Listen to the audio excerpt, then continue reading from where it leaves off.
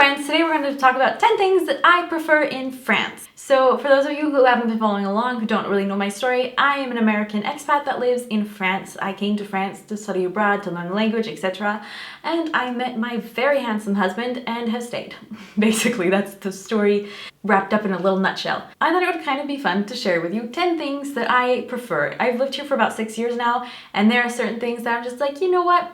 I just like that better. Maybe you don't like these things better, and that's great. I'm really, really happy for you. This is just, think of it like a favorites video, but this is my favorites of France. And you absolutely have the right to not like these things or to prefer them in America or England or wherever you're from. Voila! Stupid obligatory disclaimer out of the way. Number one is definitely the chocolate. When you go into a French grocery store, the chocolate selection is just, it is mind-blowing. It is beautiful.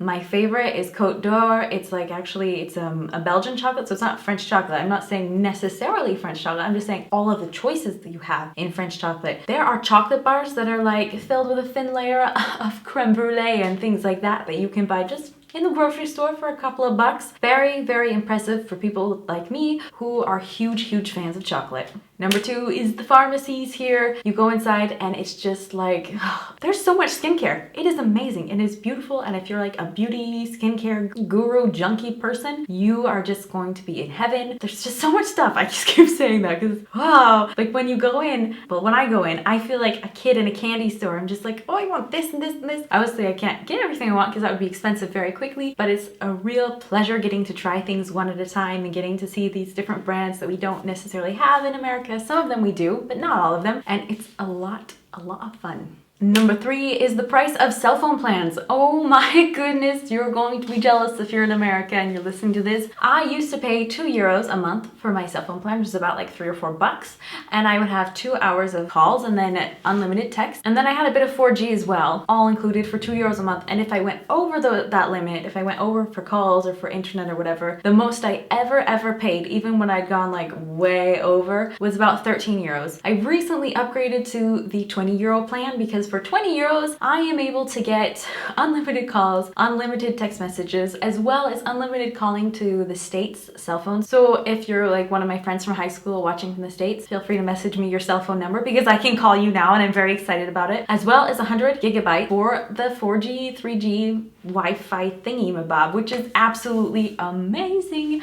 I'm a huge fan, and I get that for about €20 a month, which is amazing. Because in America, and I believe from what I've heard from my Canadian friends as well, it's super expensive. The prices have not gone down yet. They used to be expensive in France, and then there was like one company that came out and was like, nope, we're giving away like dirt cheap cell phone plans, and several other providers have been obligated to kind of lower their prices as well. Number four, patisseries. Oh my gosh, especially there's a patisserie that if you go to France, you have to try it if you love chocolate. It's the Chocolate Royale. It's also called a Triano. It has like a whole bunch of different names, but they're all the same thing. But it's this like super thick chocolate mousse on top. It is amazing. It's just this wonderful flavor, and it's sitting on like a bed of they're not really cookie crumbs or biscuit crumbs, but sort of, and it's just, oh my gosh, it's amazing. And so it's kind of like slightly crunchy, but definitely like not hard, like not break your teeth at all. It's like this soft crunch and this like soft chocolate mousse that's really like condensed and super thick chocolate mousse, and it's amazing. That is my birthday cake, but that's the cake every single year I tell my husband, like, you got to go and give me that cake.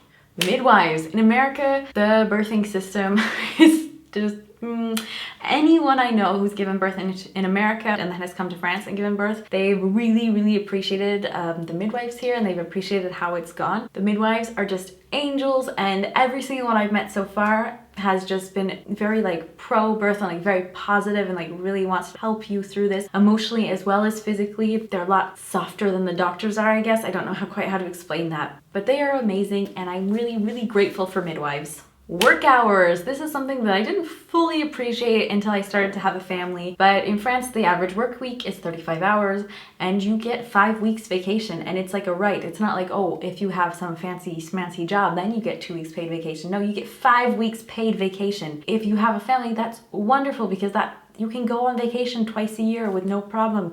You can go out for like family gatherings. If you need to take a couple of days for mental health, you've got them. I just love it. I just love this system. And I know there will be Americans like in the comments going on about like the wonderfulness of working 40 plus hours a week. And I'm very happy that you like that and that works for you. But I really, really like the way things are going for me here in France right now with that work week. And like, growing up, my dad, there was a lot of times he couldn't be there for like school events and things like that because he had to work so much, like a 60 plus hour work week. And the fact that here, I know my husband's going to be there for my kids because he only has to work 35 is pretty dang awesome. Public transport, they do it so well. Where I'm living, it's not even that huge of a city. It's just like a regular sized city. And we have a wonderful bus and train system. They also have trains that will get you from town to town. The public transport system here is so wonderful. I don't even need to drive. I hate driving. I don't want to do it. And I'm so glad that I do not have to if I don't want to. Let's be honest. There's also some people that like, even if they can drive, even if they have a license, they probably shouldn't be. Having that be such a wonderful like transport system, it's good for everybody.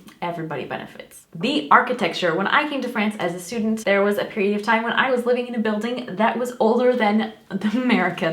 I was living in a building that was older than my country. And a lot of the architecture here is like just full of history because it's so old. And a lot of it's got beautiful, beautiful details that we just don't really put into architecture anymore. I mean, you have the most famous examples like the castles, the Louvre, but you also just in little villages, sometimes you can just pass, you go through a little alleyway and you fall upon this beautiful cottage with like a gorgeous door with engravings that are just magnificent. They got pretty stuff here. It's pretty. The architecture is amazing. And if you love art history, there is a lot to love here. I'm not going to talk about this one very long, but because of the recent shooting that was not too far from my hometown, I had a lot of French people asking me like, oh, so what is your opinion on like the gun laws, etc. I like the gun laws in France, and that's all I'm going to say on the issue. I like them. I'm here, I'm happy with them, and I prefer them. Moving on. Obviously, I also couldn't make this list without including my husband because he is the best thing that I have found in France. He's just the best person in the world for me. It was love at first sight, and I found him in France. So that's something I will always be grateful to France for that experience and for having been able to meet him, if that makes sense. It's kind of a weird way to end this. It's okay. I love y'all. I cannot wait to see you in another video.